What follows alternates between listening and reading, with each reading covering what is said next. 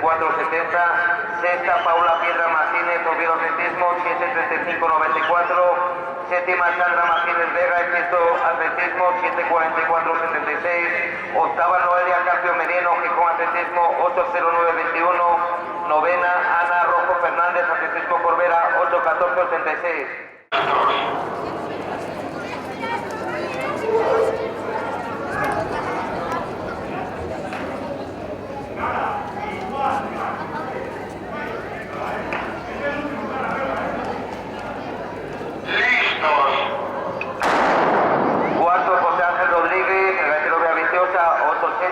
Quinto, Lizardo Gil García, Atlética Belecena, 8:56.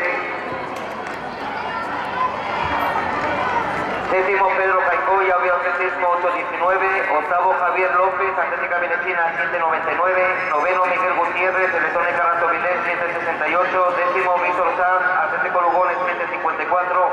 Undécimo, Iván Pérez, Gijón Atletismo, 7:21. Duodécimo, Moisés Bermúdez, Oviedo Atletismo, 6:94. ¡Listos!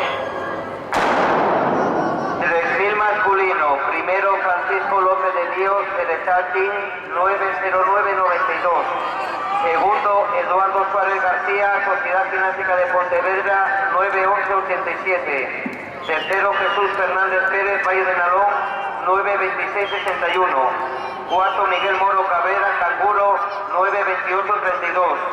Quinto, Raúl Feijo, Canguro, 9:32:28.